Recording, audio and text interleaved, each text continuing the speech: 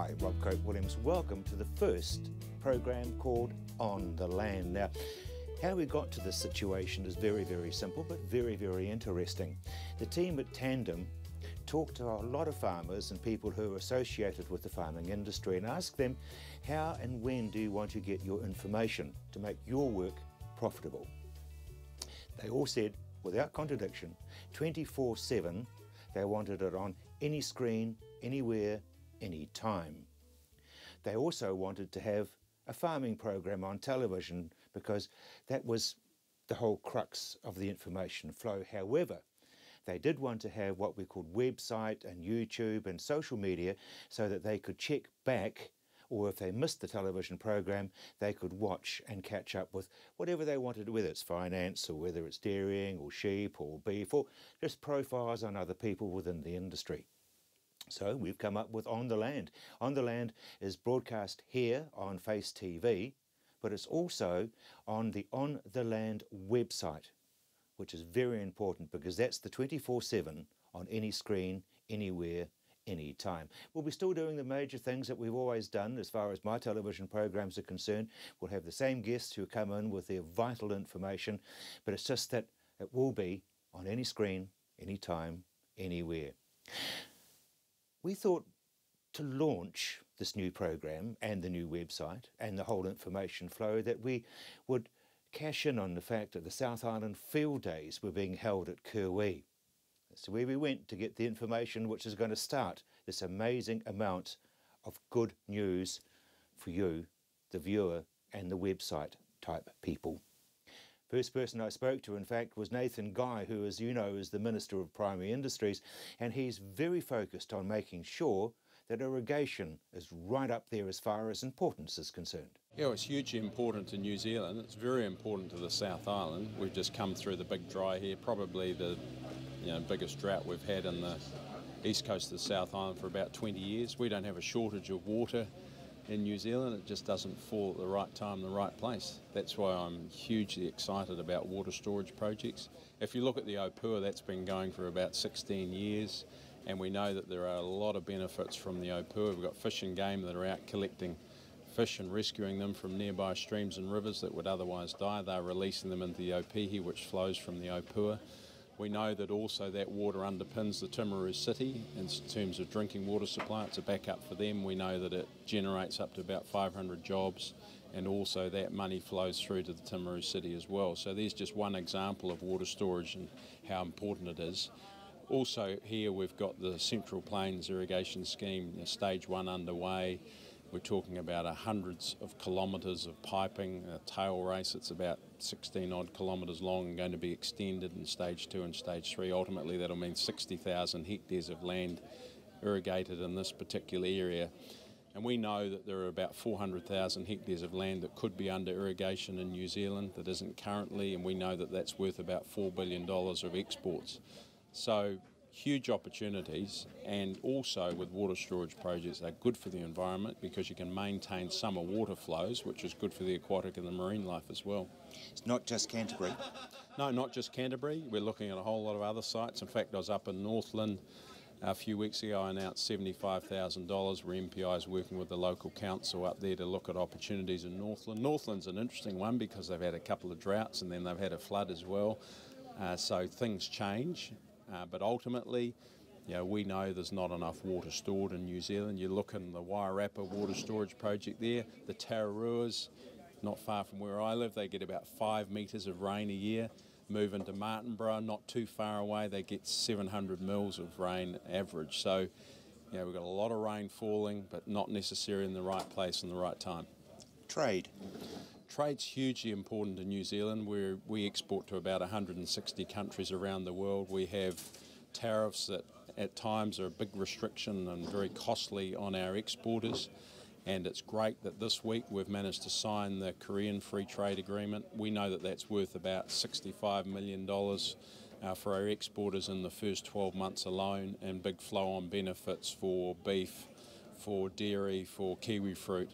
and others as well. So we're going to work very closely with our other trading partners on the Trans-Pacific Partnership as well. Prime Minister Keys had a very successful visit to Japan where he met Prime Minister Abe up there. Very good discussions there. We know that there's a huge amount of potential for the Trans-Pacific Partnership, in fact worth somewhere in the vicinity of $2 to $4 billion for our exporters if we can land a comprehensive trade agreement. We never get completely what we want, and that's why we have negotiators like Tim Grosser and others who are there doing the batting and bidding for us. But ultimately we're keen to see more tariffs removed, allow our exporters to have greater access into these very lucrative markets. Biosecurity Minister. Biosecurity is hugely important for me. It's my number one priority. We're investing more in terms of funding, in terms of frontline people. We've increased the numbers 130 over the last 2 years. Dog detector teams have grown up to 40. That's a handler and a dog working on our different pathways, whether it's the mail centre, cruise ships, international passengers coming in. We're doing more and more in this space.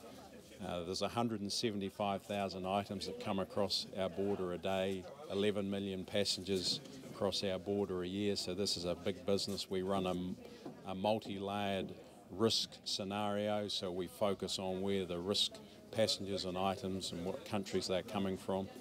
You know, some say we need to do more, and we're doing a lot and continuing to do even more with technology. We've purchased a whole lot of new X-ray machines. We're investing $65 million in a biocontainment facility at Wallaceville in the Hutt Valley.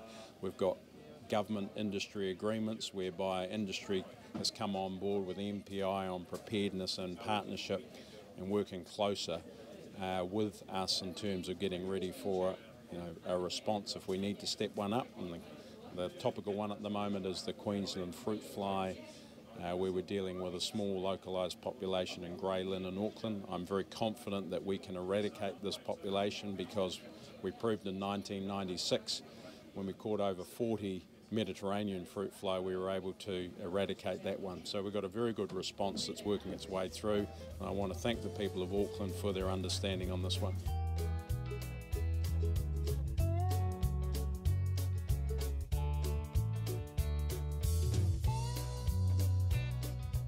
Alistair, the Minister was very, very charitable, but I think with damn good reason.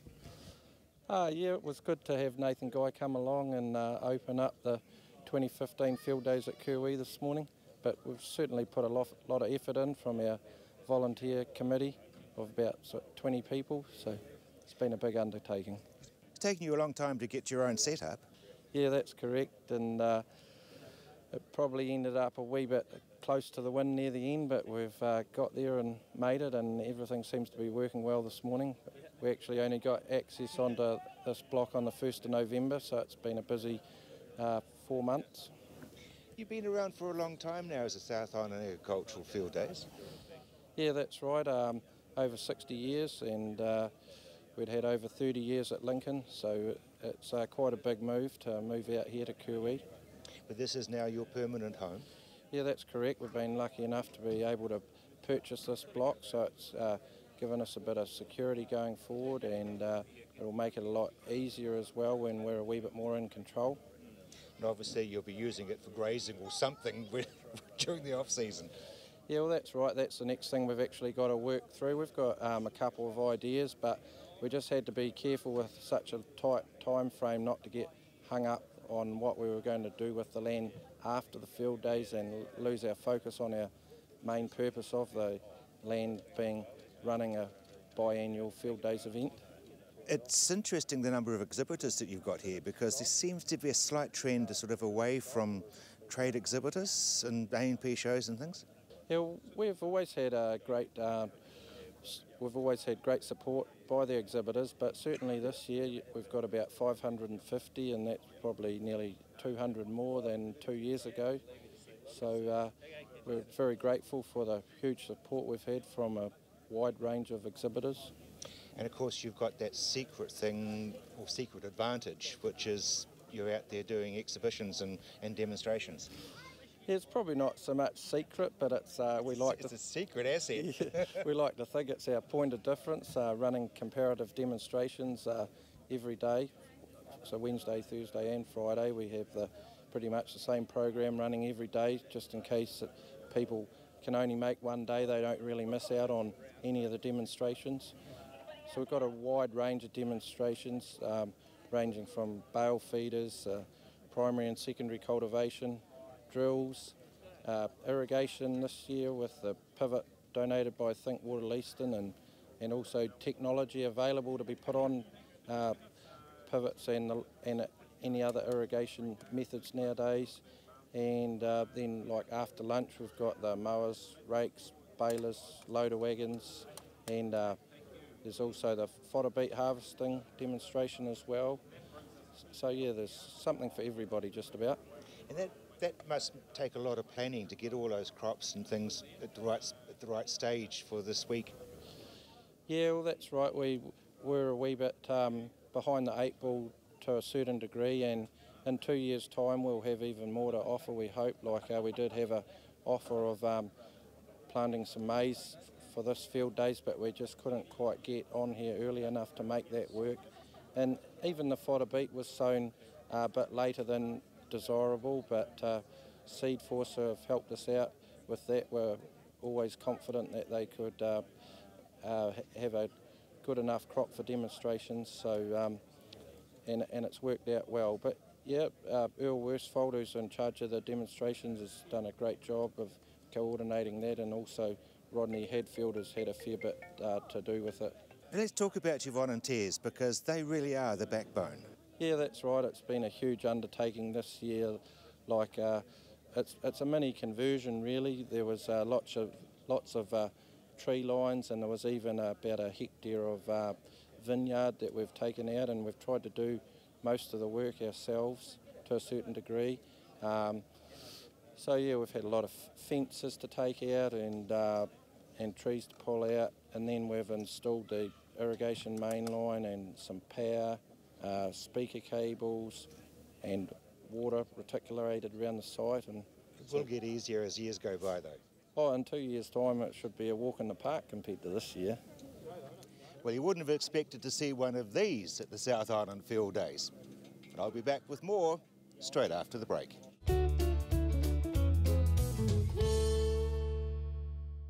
I've been reporting on farming matters on the radio and newspapers and on television for 40 or so years, but communication, like farming, has moved on. So we've come up with On the Land, online and through YouTube on any screen, anytime and anywhere. Just push play and see and hear what's happening today in our rural community. You'll learn and be informed about the latest and best information farming matters. On the Land, bringing farming information into the 21st century. So join us on our website, ontheland.co.nz.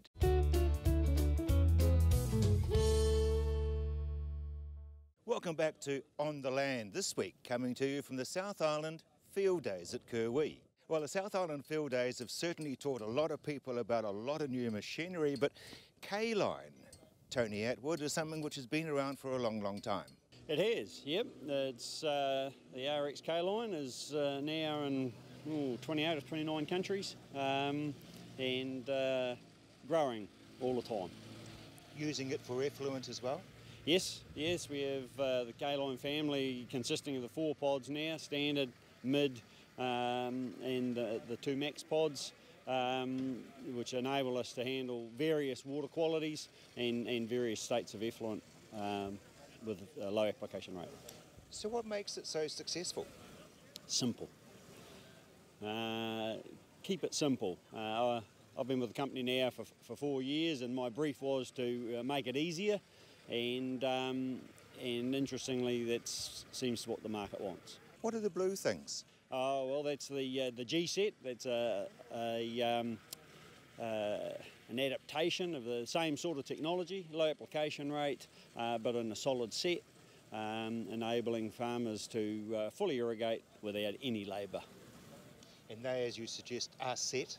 They're set, yeah, 7 to the hectare, so the paddock is not crowded, aesthetically relatively pleasing because they're low to the ground, and we can easily achieve sort of 85% distribution uniformity and no labour. No labour, but there must be technology. There's some electronics in there, radio mesh control, so that we can have just one sprinkler operating on a ring main at any one time, so low flow, keeps the mainline pipe sizes down and the cost down. Tony, cattle love rubbing on things. Yes, we've gone to quite a bit of trouble making something and using our K-line technology to make it low enough that they can't rub on it and high enough that they can't step in it. Tanks? Yep, lots of tanks. We make from 1,000 litres through to 33,000 litres in plastic tanks, various sizes, colours. You can use them also as a reservoir for firefighting? Yes, we have a firefighting kit that goes onto them, enabling instant backup. District councils are wanting that for remote areas, and insurance companies certainly like it. And having something there that either can be set up so that you can use the same tank for the house, but there's always a reserve there for firefighting. But more often than not, people will put a tank in specifically for firefighting purposes. I see you're into troughs. Well, we've been in troughs a long time, and they're nice and light. I mean, unlike a concrete trough, you don't need a crane or a tractor or something to put it in. They're nice and easy to clean. And again, plenty of size selection to suit the paddock and stock that you might have. I guess one of the advantages of RX is that you're local, mid-Canterbury based, and you manufacture. Yep. I mean, that's us. We are a manufacturer. We're here at the field days just promoting the brand and what we do and supporting the field days. It's we manufacture in Ashburton and we distribute right throughout New Zealand. Effluent's very important these days. I see you promoting your weeping walls. Yes, it's again, it's just another part of the solution. We're solutions based, and by separating the solids out of effluent, we can basically make it half as difficult. We only have to deal with some green water, and then the solids can be handled mechanically.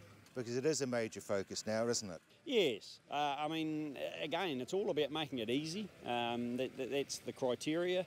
It's just so much easier to handle the effluent if it's been separated. It's so much easier to comply with environmental concerns, really. And we can also maximise the harvesting of the nutrients. I mean, there's a real value in that effluent, and we can harvest it. Green gold.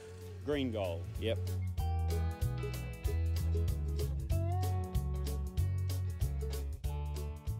Robotic milking. It was a thing of the future, but it's here now. It's here, but it's actually been here for a wee while. It's just a matter of time for people to actually realise that it's up and running, and it's going to be not just the future, but it's also present. So it's been operating in New Zealand since 2008. The first farm we had for that was Stradbrook Farm, which is a grazing-based system with 4 robots. And since then, we've now expanded quite a bit. We actually have 50 robots in the Greater Canterbury area now, and it's really starting to move and take off. Farmers are now starting to accept that it's a very good, viable option for the farming operation and dairy. So how long does it take to train the cows? Generally not too long. If a couple of days at max, there's very few refusals, and if those cows do refuse, you just send them away with the stock agent to another farm, a conventional rotary or a herringbone. These cows are very quiet, so they must be pretty happy. They are. The whole point of the robot system is around cow health. So everything that's been developed within the robot is around cow health. So they're very content. They get measured feed. They love it. They get very well looked after. So obviously there's no sort of human visual check. So how do you get away with animal health? Is there some sort of heat sensors or something? Yeah, the way it works is when the cow comes in, it's all voluntary milking, so you're not on site. So what will happen is the cow will enter the robot, it will get its tag read, so the individual records for that animal are recorded every milking. And it will record items such as fat, protein, lactose, heat detection, conductivity, especially important for mastitis, colour, temperature, volume of milk, all of those factors, and it's doing it every milking, so that you're basically getting a herd test done every time they're coming through to be milked, and you'll get alerts that'll tell you if there is a problem in any of those areas. So your detection for things like that is very quick, and there's also weigh scales below on the platform of the robot that will detect any weight changes within a given number of days, so it won't be too drastic, but it will have parameters there to measure that. So basically, it's better than visual checks. Well, yes, it can be, because in your larger herds like we have down here in Canterbury, it's very hard, for the farmers to visually check all their whole herd every day, and that's exactly what it's doing. You'll find that, and we've seen this happen on our farms, that the vet bills have come right back, the animal's health has improved, their productivity has improved, and it's better for the farmer all round. Hygiene as far as teats are concerned? Yeah, well, around that, what happens is when they go into the box, they get their teats washed with clean water straight away. That also stimulates drawdown for them to start milking process. They'll have that done, they'll be milked. The cup liners are actually silicone, so they're a lot softer on the teats. What also happens once they've been milked is that they then get a teat spray completely over the udder, and then they leave. And that's happening 3 times a day, if they're coming through 3 times in a 24-hour period.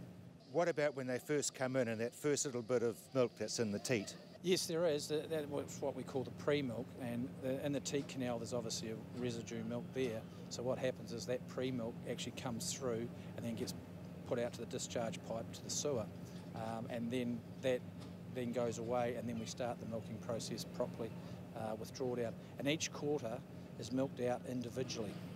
So, each quarter is recorded individually. So you can do your mastitis checks based on each quarter individually. So all this must go through some sort of computer system, Andrew? Yes, it does. There's a software package that has been developed for it called T4C, Time for Cows, and it's totally based around the health of the animal, feed program of the animal, and it monitors. You can tailor-make a report to what you want. You'll have your basics like feed management, cow health, medicines. You can have that animal drafted off if you want to do a medical treatment on it. It'll come through, it'll get milked, it'll then get drafted off, and you just go out to the shed when you're ready, administer the treatment, and then let it get it back down to the herd. Is this grass or is it cut and carry? No, these rules apply for both grass and barns. So we have a medical area which when we design our systems where the animals can be drafted off, so that those same things we've been discussing apply for grass-based and barn-based systems. Production figures? What we've found is that generally, because you're measuring all these things, you've got your feed parameters well set, they're getting a feed program in the robot as well, the production figures generally will go up by between 10 and 20% on any herd that we can introduce. Sorry, how much? 10 to 20%. And we actually have figures here from the herd that we're using that actually show the sort of production they're doing. We've got animals here that are doing, young animals, 2-year-olds doing 12,000 litres in 305 days. So very good figures. Is that because of the voluntary milking? Well, it's all voluntary. It's not batch milking. There's no stress on the animal, and because of all the monitoring we've talked about around the health of the animal, we've got our finger on the pulse, and they're going through. They want to be milked. It's up to them when they want to go through. They're not being brought up in a bunch. They're not being bullied. They've got a great feed ration in the grazing system or in the barn.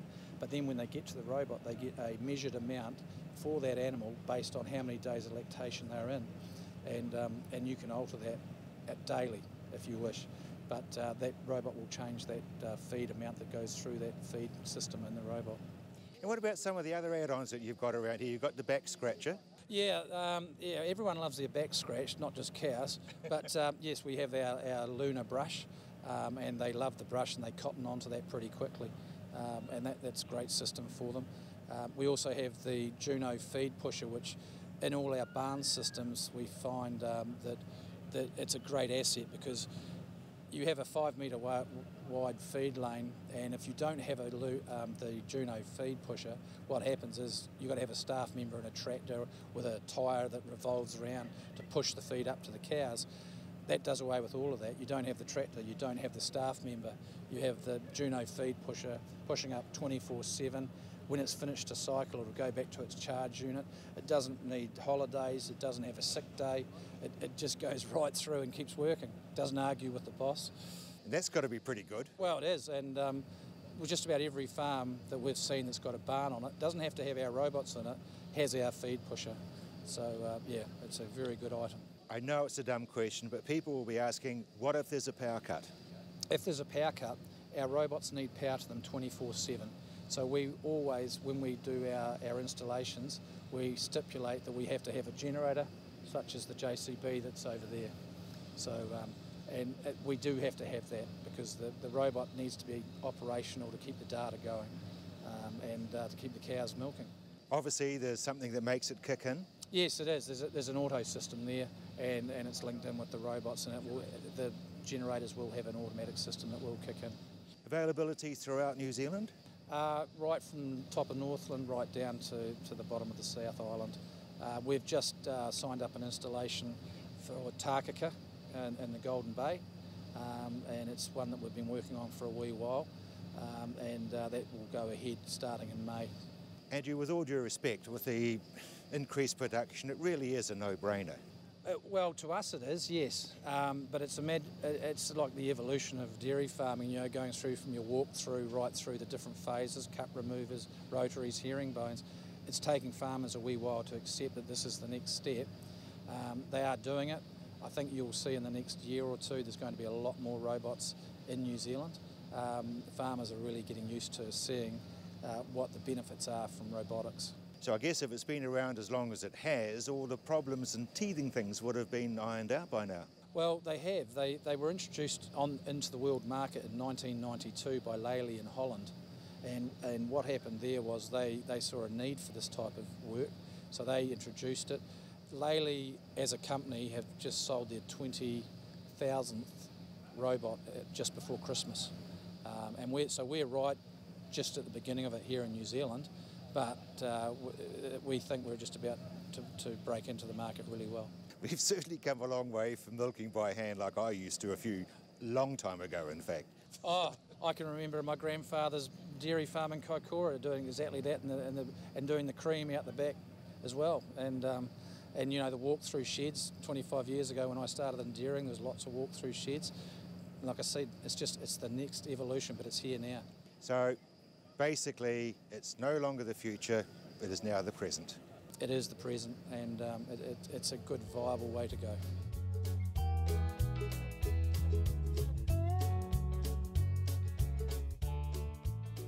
What as Tony Davern is about to tell us, the drought is not over yet. No, in some parts of Canterbury it's not over. If you go north of, probably north of about the Selwyn River, I mean, there's while the southern areas have been getting some reasonable rains, 10, 15 millimetres a week, really. By the time you get into North Canterbury, we've had zero rainfall. So when you go north of here, it's still pretty grim, and it's still pretty grim in the Wairarapa. Hawke's Bay got a pretty good bit of rain out of Cyclone Pam. Gisborne got a good rainfall out of that. Parts of Waikato got virtually nothing again, so they're still not much better off than they were last time we spoke. So yeah, it's not over. I think we're probably still looking at another month. I think we've probably got another month of irrigation if people have got water to irrigate with. That's the other big issue right now. The two big rivers are on restrictions. And very severe restrictions. I mean, the Rakaia River's been on zero allocation for Band 3 in the last 10 days. So we've still got some issues with getting through the early part of this autumn or the middle part of this autumn with water. You're at the field days and you've dug a trench. Yeah, we have dug a hole. I mean, the hardest thing to talk to people about is soil moisture. If you're standing on the surface, everybody would look at this and say, "Oh, it's dry." But in fact, it may not be so dry. So a couple of years ago, we had a bit of a brainstorm about how we could get people to look at soil moisture. So we decided we would dig a trench in our marquee so that we can install our sensors and our neutron probe and see exactly how those things work in the soil. We've built a couple of electronic displays which demonstrate how the different types of sensors work in the soil. It certainly attracts people's attention. They realise either how much or how little they're actually measuring in the soil when they see them operating. And it's a good talking point to them, and we can demonstrate to them why you need to do things in certain parts of the soil. We've come a long way from kicking at the top of the soil and seeing if there's a bit of dust coming up. Oh, absolutely, we've come a long way. I mean, if we go back to the 80s when we were doing this, it was mind-blowing that we could put an access tube in the ground and see what was happening underneath. And that was enlightening for a lot of farmers, but now there's so much technology out here that can be in real time or near real time for them to look at to make management decisions from. And I think probably this year in particular, with the particularly when you've got annual volumes that limit what you can use each year, making very, very good decisions by having some good soil moisture monitoring is absolutely critical. You must be blown away with the technology. Oh yeah, we started out with a neutron probe and a pencil and paper writing reports for farmers, and now they can get all of that stuff online. They can get it on their smartphones. They can get alerts on their smartphones. They can get, it's just endless what you can do with technology now, and the various types of technologies we've got now just allow them to be making real-time decisions all the time about what they're actually doing. And quite a few farmers now, Tony, are involving their staff on their own little iPads and such. Yes, if you get onto some of those farms where they're very tech savvy, their staff have got that sort of material there so that they can see on anywhere on the farm, even if it's on the top of the hill. That's the only hill on the property that's got cell phone reception. They can go up there and eat their lunch and see what's going on and make their decisions about what they're going to do as far as water is concerned, or a whole range of things, what they can do with various sensors that are in the ground. Yeah. And I guess with any single farm, you've got some paddocks with some soil types and others with others, and then there's the north and the south side facing as far as hills are concerned? Oh, absolutely. North and south facing is absolutely critical when you get into rolling country. So if you go into the likes of the North Otago schemes and some of the stuff in the North Island, where you've got downland country, absolutely important to know what's going on your south facing slopes and your north facing slopes, and right on the top, because the top has had all the topsoil eroded off it, either down the north side or down the south side, and they are very different beasts. Is it easy for farmers to learn? It is. I think it's, for those top 15 to 20%, they grasp this very, very quickly and understand and make use of it. For some, it's a very daunting prospect to get involved in this. It's surprising the number of farmers still that we deal with that aren't computer literate. It's either the wife or the son or the daughter that's the computer literate person, and it has to be translated second hand to the person that actually makes the decisions on the farm. But it still works? It still works. Well, a drought is a drought, and we've certainly had one as far as the 2014-2015 year means, and that means that there's been a lot of pressure on irrigation. Yeah, definitely, it's important, and we're here as a solutions-based provider for the end user, supplying irrigation effluent for our projects. So how far back into the whole system do you go? Do you plan and all that sort of thing? Yeah, so we go right from meeting the farmer on site, going through some concept plans of what they want to do on their farm, right through to quoting it, to installing it, to maintaining and servicing it. Consents is a minefield. Can you help there? Yeah, we can help out, but we've got partners when it starts to get difficult that we lean on to help out. So what are some of the main questions that farmers have for you? Main questions would be, how can I best use my water? How can I best get the use out of my water, and what solutions can you provide around that? So I guess everyone is different, everyone is unique. Yeah, that's right. No farm is the same, no soil type is the same, and we tailor it to each individual needs. So what happens? Somebody rings you up and says, listen, I want to put an irrigation system in, like, for example, I've just been talking to a new farmer who was a politician and now saying, hey, listen, I've got to get some irrigation organised. So we'd go out on farm, and farm would show us around, have a look at what they're trying to achieve. We'd come back and put together some concept plans, go out and consult with them over those concept plans, and then they'd come back and we'd price on those plans and different options around what they wanted to do, and from there, whatever happens would happen. Put a contract together and hopefully install it and maintain it and service it. So do you actually supply, or would you go to someone like RX Plastics if it's K-Line, or somebody else if it's a centre pivot? No, so centre pivots, we supply a bower pivot, and effluent products we supply bower, but we use a variety of suppliers to build our infrastructure and projects. You're nationwide? Thinkwater is nationwide, that's right. There's I think there's 17 stores nationwide, so we cover the whole country. Which would be good, because if you come across a situation, you've got all these other franchise holders that you can ring and say.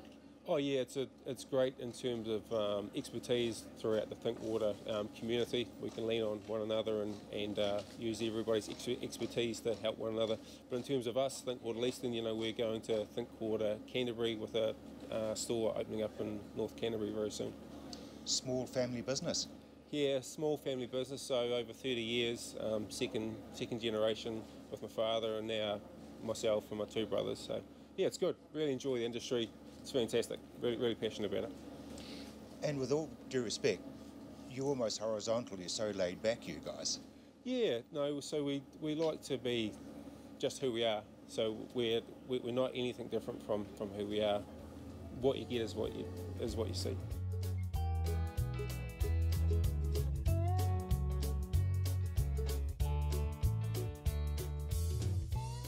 When it comes to machinery, it seems it's getting bigger and bigger every year. And JP, the Simba gear is right up there. Yes, it is. This is a 4.6 Simba Great Plains SLD. This particular machine would probably require a good 400 horsepower to pull it, but it's only purely because the machine is designed to do absolutely everything in one pass to leave a consolidated seed bed for you to go drilling into. How rough can it be before you start? Well, this is primarily designed for cropping situations, coming out of stubble, brassica land, vegetable country, potato land, any type of cropping country. And the idea is to a tying disc operation with a consolidation packer on the back. And what you're hoping to achieve is incorporation of the stubble and trash in the top in the first 4 inches. This increases the organic matter in the top, works into the soil, and increases the friability of the soil over time. The legs will go up to 350, 400 millimetres deep, so 40 centimetres. They are designed to go straight in the ground and to fracture the land vertically. This obviously increases the ability of the ground to take water, and also helps with the movement of the capillary action of water upwards as well when it starts to get dry. And then there's another set of discs at the back to help incorporate some more trash, level the ground out, and then there's a consolidation packer behind, which firms the soil down to leave a corrugated finish. So when it rains, it won't lie flat and dead, and when it dries, you can knock that down and drill your crop into it. So this is just one pass before you sow? Absolutely. So the principle of this is you can go into the land with this, and then you can run a systems drill behind, and your season is done. Now, what about the one behind me? So that is a Simba Express 6.6 metre. Some of the principles are the same, apart from it hasn't got the legs to fracture the ground. So the use for this machine is also into crop residues. A lot of people will have a system where they won't deep rip every year. A lot of the reason for that is because they're not running too much traffic over it or things like that, with cows and sheep and that sort of thing. So they will be able to incorporate their crop residues once a season with this machine and drill straight into it. But also another part of it is to get weed seeds to chit by working them in the top and firming it down behind. That retains that moisture, and that gets the weed seeds to chip. Spray off into a stale seedbed, and then drill them behind. Made in the UK, it looks pretty robust. It is very robust. So this 4.6 metre behind, that is 10 tonnes, straight up. As you said, it does need a lot of horsepower. You need horsepower, but what it does is it's obviously doing an awful lot of work, so it needs the strength to perform that work, but also with the weight of it, you're getting the penetration into the ground, which is key in hard country, is getting that penetration to start it. And if you can get that through the weight of the machine, you're halfway there. Stones? Yep, fine in stones, no trouble at all. We've got quite a few of these in Canterbury country, and all over New Zealand. They're doing a fantastic job. Beet's becoming the crop for winter feed, so you've got a special drill for beet? Yeah, we've got a number of options here at Power Farming, but the main one is the Kirwee Accord Monopile, which is a precision planter for fodder beet and also can be used for chicory and rape. It's a gravity-fed machine, so the seed heart is very low to the ground. So therefore, from the time it drops the disc onto the ground, it's only actually falling 3 centimetres. So the precision, or you always lose some of your precision through height of drop. By only dropping it 3 centimetres, you've got the best precision possible. The model we're bringing in is e-drive, so all the units are electric drive. There's no mechanical drive on it whatsoever. This facilitates the ability to do on-the-move rate changes, both in centimetres and in total area of seed. So, for example, you can program it in, say, to do 80,000 seeds a hectare, and it will do it. Or you can punch in, I want a spacing of 20 centimetres between each seed, and it will do it across the whole unit. You've also got the ability to change the rates in between each unit, so if you're putting tram lines in or anything like that, then you can do it. It's good in mulch ground and cultivated ground, and it works off a parallelogram system, so you've always got good contour following as well. It's a very accurate machine with very high seed placement. Does the job for you? 100%, yeah. And we'll be back with more from the South Island Field Days straight after the break.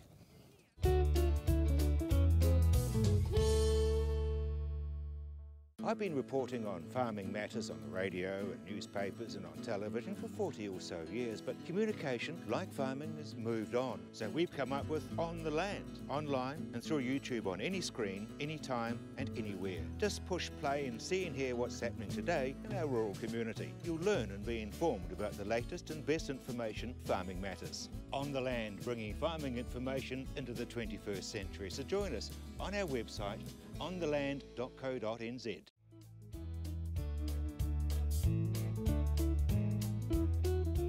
Welcome back to On the Land, this week coming to you from the South Island Field Days at Kirwee.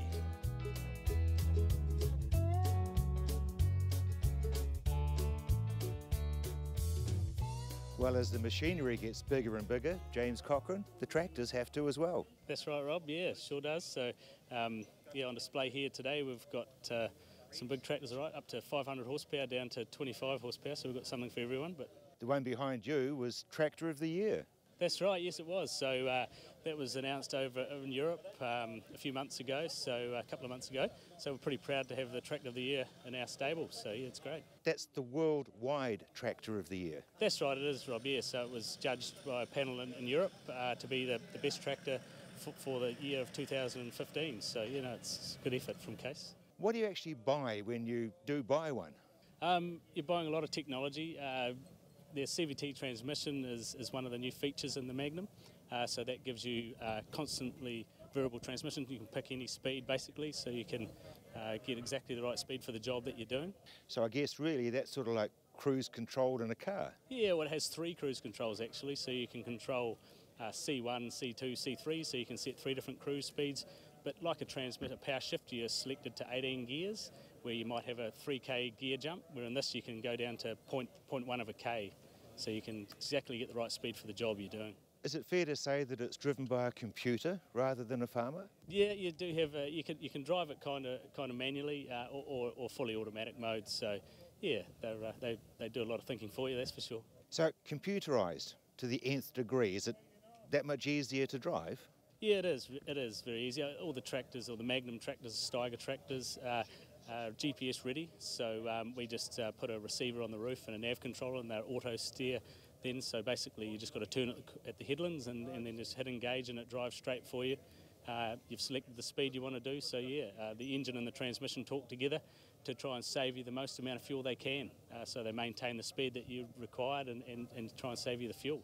Talk about fuel economy, because emission controls can be a right pain.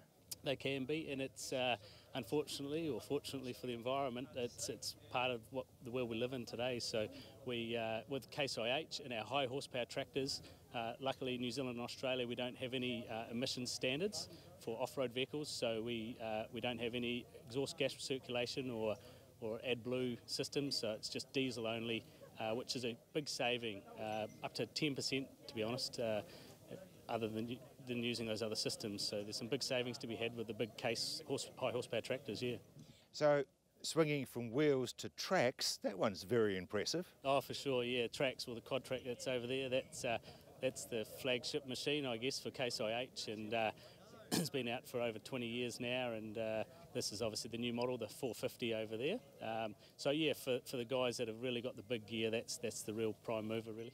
Low compaction as far as soil is concerned? Yeah, low compaction and maximum traction is the two key things with the quad tracks. So, and manoeuvrability, it's a pivot steer, so you can manoeuvre it around the headlands nice and easy. Doesn't scuff on the headlands or leave big burns like a two-track system. It really does corner nicely. So. And it's got all the gear that the others have. Yes, for sure. Yep. Yeah, no, it is. I mean, a 500 horsepower tractor today is certainly a lot easier to drive than they used to be. They like driving 100 horsepower really. Nice and easy. They feel like a small tractor to drive. And speaking of small, you picked up an old name for your main range. Yes, we have. So anything under 110 horsepower in the Case range now is called Farmal. So there's five ranges. So yeah, of Farmal, and starting from 25 horsepower up to 110. So yeah, no, it's very exciting times actually. So as far as tractors are concerned, they are getting more complex and more efficient. Yeah, there's different ranges of tractors, so we can spec them differently. We have a two-tier system in the Case range, so we have Classic and Ultimate, which means you can have a basic tractor being a Classic, or the Ultimate is the high spec. So it depends on, some guys still, or people still like to have the basic machines, and other guys like all the features, so we've got something for everyone really. So what you do, I guess, is you talk to the buyer and find out exactly what their needs are, and then you put something in front of them which will suit them the best. Yeah, definitely. I mean, there's no point having specs that you're not going to be using, so you've got to get the tractor that you need, basically, and there's no point overdoing the specs. Obviously, it's all price. If you're going to get specs, it's going to add the price, but other guys need that, so that's what they go for. So you're fitting tractors to the people's needs? Yeah, definitely. Yep. Yeah, we've got something for everyone. I'd say in the time I've been selling tractors, it's 10 years, it would be the best range of tractors we've had, so it's great. Well, you'd think, wouldn't you, that oil is just oil, but Pete Marshall, that's no longer the case. Well, no, you're right there, Rob. Oil is no longer oil. It used to be in the old days where you could buy a drum of oil or whatever and put it in anything that your farm had on offer. You know, it went in your truck and in your tractor and all sorts of things. But certainly now it's become a lot more technical. Machinery has become a lot more technical. There's specific oils for different models, and we get into the low SAPS oil for the late model common rail tractors and things. So a very, very important process today to have the right oil in the right machine. So now you need a range of oils? Absolutely. We don't get me wrong, we still have the old products. If you've got a lifestyle block and some old Nuffield with a front end loader on it, we've got an oil that'll pretty much you can tip in anything. But certainly today with the implementation of common rail diesel tractors, headers, combine harvesters, that sort of thing, you've got to have the right oil in the right job. Transmissions are very, very complex now, computer driven and that sort of thing. You can't, it's not a hit and miss thing anymore. You must have the right oil in the right place. I noticed when I need a transmission oil for the Jag, they had to look it up in a book to see what model it was going to suit and what sort of oil I should use. Yep, we've got access on our computer that has pretty much any piece of machinery that you can throw at this thing. Right on mowers for around your home to the latest in farm machinery, and it tells you exactly what everything has in it, the quantities and that sort of thing. So it's all at a fingertip in the office, and we can do that. So let's talk about Dello. The Dello range of engine oils is the premium product. That's about the best lubricant that money can buy. Certainly the premium product from Caltex. We go down from there, and we have, if you've got older vehicles, we can certainly supply a Dello product for that. But the Dello 400 and 400 LE, which is the low emission oil, is the top grade for the latest machinery. So how often do we need to change it? Well, that's the one advantage of the Dello lubricant range is that we have extended servicing periods. So you can go out in some cases twice the recommended or twice what you would normally have serviced the vehicle at. We can do oil testing to make sure that it is capable of doing that. So whilst you may in some situations pay a premium for the product because you're getting essentially a third or half or more between services time-wise, then it becomes quite good value for money. So I guess that drops the price. Absolutely, absolutely. We do a full range of Fleet Guard filtration, so it's a one-stop shop. We can supply all the latest in greases. We've got 3 or 4 different greases, some specific for earth-moving machinery, for pins and bushes, some for your agricultural process. So we can do all your filtration and that sort of thing. We can do a printout of all your pieces of machinery and tell you exactly what everything has and your filtration and everything, and call into your farm or whatever to provide that service. Filters? Yep, Fleet Guard filters. We do a full range of filters for both fuel filters, engine oil filters, hydraulic filters, all that sort of thing for all the latest tractors and farm machinery. Peter, is it fair to say that it's getting very complicated for the farmers now? Oh, well, that's where we come into it, you see, because if the farmer just gives us a ring and says, look, can one of you blokes come and see me? I mean, I'm a rep that I do a portion of Christchurch and Ashburton, Methven, that sort of thing, so we can call in and see you, make a list of all your machinery and then email you through a list of everything that it has to have in it, and in some cases there's quite a lot of double ups, so it's not as scary as what it may sound, you know, like one oil will do maybe 3 different models or whatever, but we'll look after that, and we can call every month as part of our cycle of calling on you to make sure that everything is up to speed. Does it have a drum life? Oh, it's a fair age, the drum life. I think you might go out to 5 or 7 years or something like that. Well, you know, if you're not going to use a 200 litre drum in that length of time, well then you buy it in a 20 litre or something like that. So, but as long as it's sealed up and that sort of thing, you're pretty much fine. I know with diesel they have winter and a summer diesel. Do you need that as far as oils are concerned? No. With the multi-grade oils today, like such as a 1540, that does your lowest of the temperatures and your highest of the temperatures. In the previous years, we used to have an SA30 or an SA50, but now we do a 1540 and that sort of thing, as everyone's aware of, and that does both your cold start and your very winter and your heat. So it does both. It's a multi-grade engine oil. Cummins? Cummins, we're the local agents for service and parts dealer for Cummins engines. And so the Cummins engine is in a many different machineries, and so we're the service agents and parts for Cummins. So any Cummins inquiry, ring through on our landline, and we'll sort that out straight away. You're a busy boy. Your legs are just about a blur. Oh, not all the time, Rob. Depends on how much the phone rings. Yeah, no, it's pretty good, really. It's good. The oil is my expertise. There's a couple of guys that work. The Cummins stuff is there. The Cummins product is their baby. I've been doing the lubricants part of it for 10 years, so and I've got very good support from some technical guys, technical fella in New Zealand.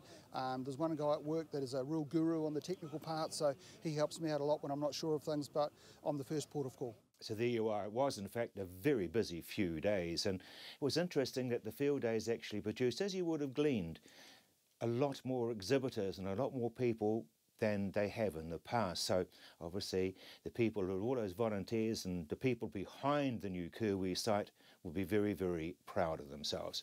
Just want to recap with you, it's not just a television program that's on the land, it's also very, very much a website and YouTube and social media type situation as well.